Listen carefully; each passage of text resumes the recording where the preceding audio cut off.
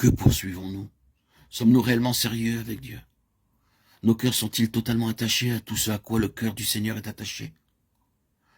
Maintenant, frères, sœurs, mes bien-aimés, acceptez ce défi, permettez cette question. Bon nombre de choses se produiront si cela était vrai. Le Seigneur peut nous dépouiller si c'est nécessaire en vue d'obtenir son objectif, si nos cœurs sont attachés à celui-ci.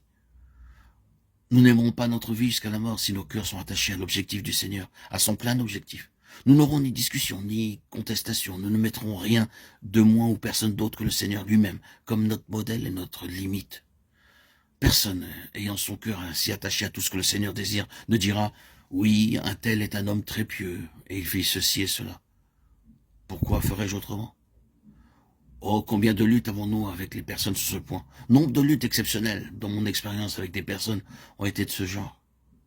Bien-aimés, permettez-moi de dire en toute solennité et charité, si c'est là votre standard, vous serez loin d'atteindre celui de Dieu.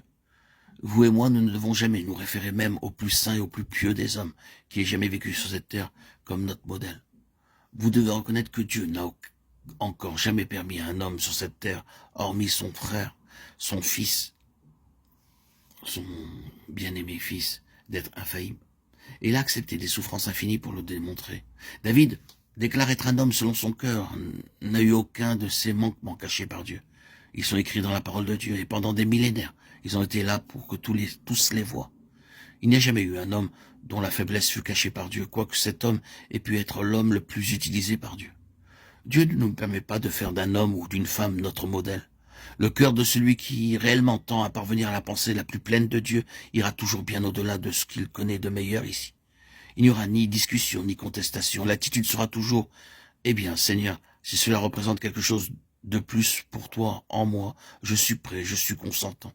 Tout ce que je désire est que tu aies tout ce que tu peux avoir en moi. » C'est là le vainqueur. C'est une question de cœur.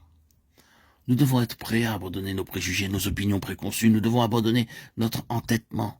La question pour nous sera toujours celle-ci, et elle gouvernera.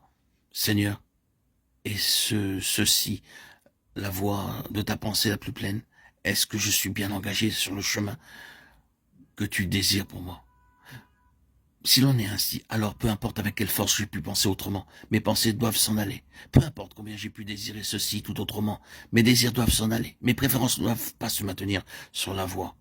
Seigneur, que poursuis-tu? Que désires-tu? Et cela déblaye le terrain pour le Seigneur. L'Épître aux Éphésiens est la révélation la plus élevée que nous ayons dans la Bible, et la chose suprême à laquelle nous sommes amenés par cette épître. Les yeux de votre cœur étant éclairés pour que vous sachiez quelles sont les richesses de la gloire de son héritage dans les saints.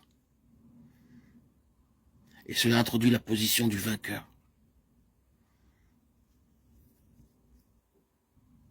Celui qui vaincra, je le ferai asseoir avec moi sur mon trône.